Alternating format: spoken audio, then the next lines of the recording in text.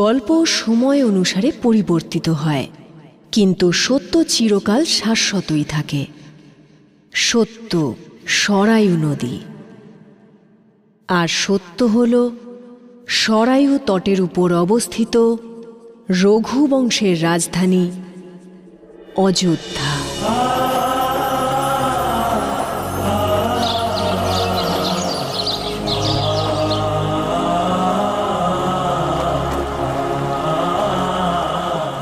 রাবণের লঙ্কাপুরীর সমাপ্তি ঘটল, উৎসব মুখরিত হল রামের রাজ্য অযোধ্যা। আর আজ অযোধ্যায় বসন্ত আবার ফিরে এলো। রঘুবংশের এই সাম্রাজ্যে নতুন উত্তরাধিকারী আসার কথা ঘোষিত হতে চলেছে।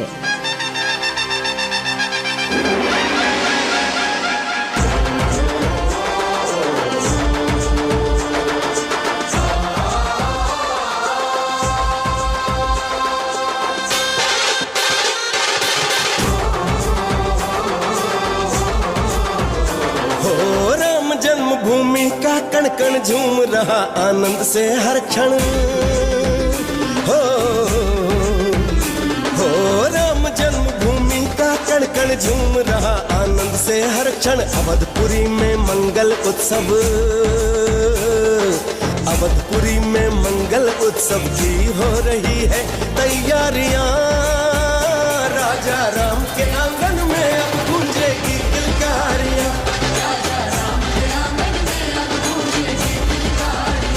राजा राम के आंगन में अब गूंजेगी किलकारियां। हो राम जन्मभूमि का कण कण झूम रहा आनंद से हर क्षण।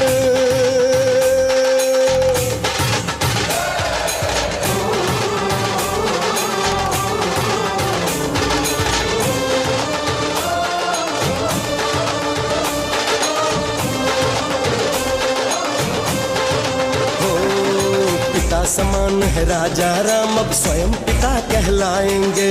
भाग्य जगा है शत्रुघ्न का हम भी काका बन जाएंगे। हो मात सिया और भैया राम के चरणों में ये जीवन है।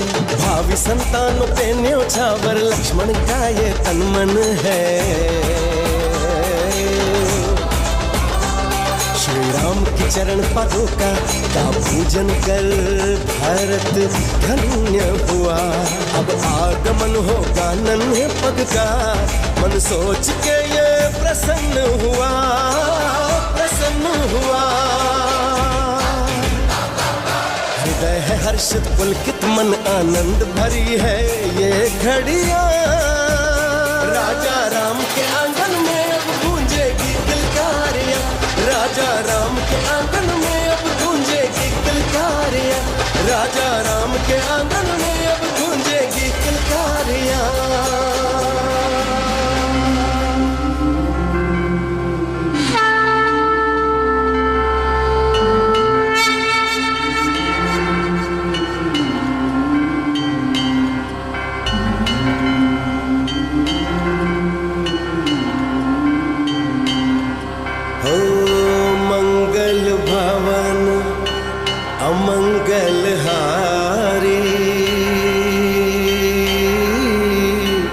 द्रबहु सुदशरथ अजिर बिहारी।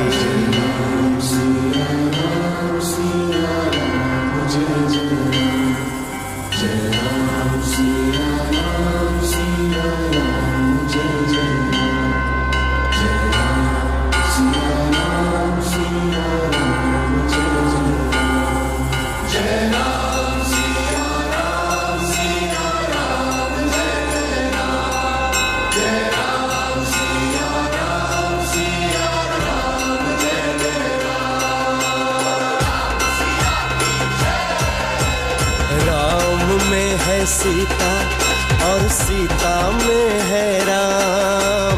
राम में है सीता और सीता में है राम। नहीं भिन्न एक दूजे से एक प्राण, दो देह दो नाम, दो देह दो नाम, दो देह दो नाम।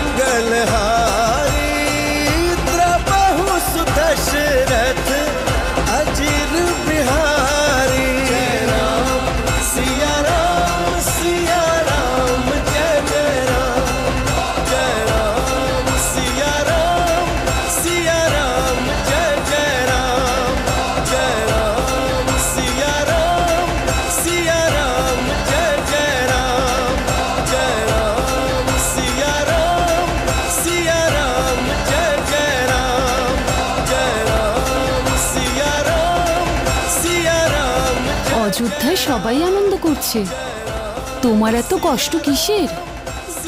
বলো কি হয়েছে? जय राम सिया राम जय जय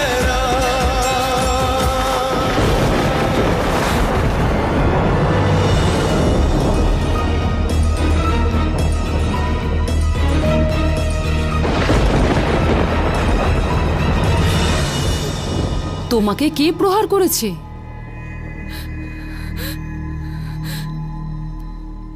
এ প্রহার নয়, আমার স্বামীর উপহার মহারানী। তোমার স্বামী তোমার গায়ে হাত তুলেছে কেন? কারণ উনি আমাকে আর বিশ্বাস করেন না। আমি আমি সরজু তটে থাকি, একজন ধূপানি। কাল ভোরের বেলায় আমি সরজু পার করে আমার মা বাবার সঙ্গে দেখা করতে গিয়েছিলাম। ফেরার সময় এত বৃষ্টি হচ্ছিল যে সরজুর জলস্তর অনেক বেড়ে গিয়েছিল।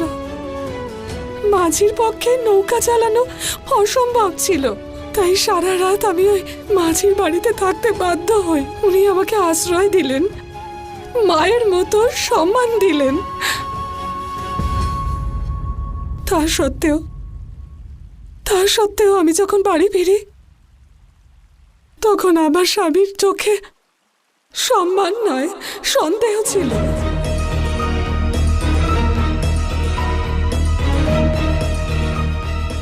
উনি আমার জন্য দুশ্চিন্তা নয়, বরং চরিত্রহীনা বলে লাঞ্ছনা করেন। আমার পবিত্রতা প্রমাণ করার জন্য না কোনো সাক্ষী ছিল আর না কোনো উপায়। তাই উনি আমাকে প্রহার করে আমাকে বাড়ি থেকে তাড়িয়ে দেন।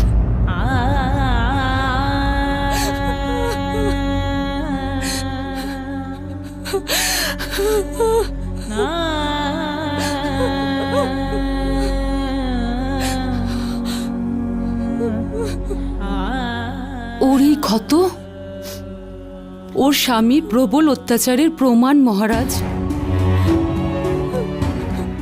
আর ওর চোখে সত্যিটা দেখা যাচ্ছে।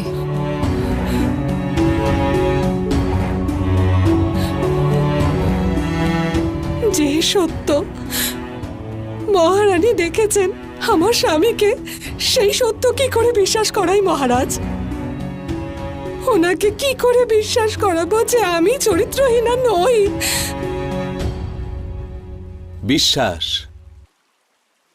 বিশ্বাসের মধ্যেই সম্পর্কের বিশ্ব নিহিত রয়েছে। দুজন অপরিচিত কেবল অগ্নিকে নয়, বিশ্বাসকে সাক্ষী রেখে একসঙ্গে জীবন কাটানোর শপথ নেয়। আর বিশ্বাস কেবল এক পক্ষের দিক থেকে হতে পারে না। স্বামীকে স্বামীর মর্যাদা দেওয়া স্ত্রীর বিশ্বাসের পরাকাষ্ঠা, আর স্ত্রীকে সন্দেহ করা স্বামীর অপরাধ। এই অপরাধের শাস্তি ওই পাপী এখনই পাবে দাদা।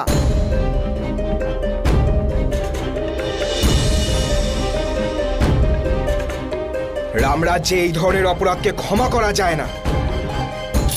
আমাকে অনুমতি দিন। লক্ষণ,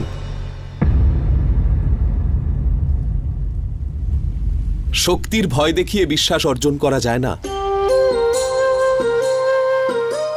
তুমি ওকে ওর বাড়ি নিয়ে যাও, ওর স্বামীকে বোঝাও যে সম্পর্ক শব্দটা শুরু হয় সম শব্দ দিয়ে, যেখানে উভয় পক্ষেরই সমান অধিকার আর সম্মান পাওয়া উচিত, যেখানে একজন ছোট একজন বড়,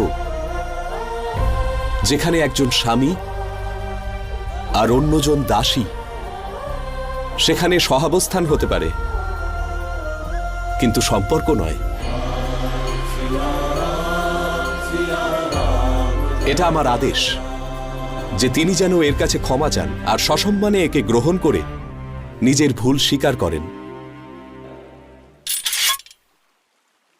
সম্মানীয় পুরুষোত্তম শ্রীরামচন্দ্রের জয় সম্মানীয় পুরুষোত্তম শ্রীরামচন্দ্রের জয় সম্মানীয় পুরুষোত্তম শ্রীরামচন্দ্রের জয় সম্মানীয় পুরুষোত্তম শ্রীরামচন্দ্রের জয় राम सिया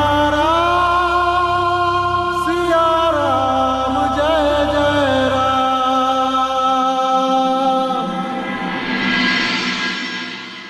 মহারাজ ন্যায়ের প্রতীক আর আপনি ন্যায়ের দৃষ্টি। ন্যায় আর দৃষ্টি যেন এভাবেই জুড়ে থাকে।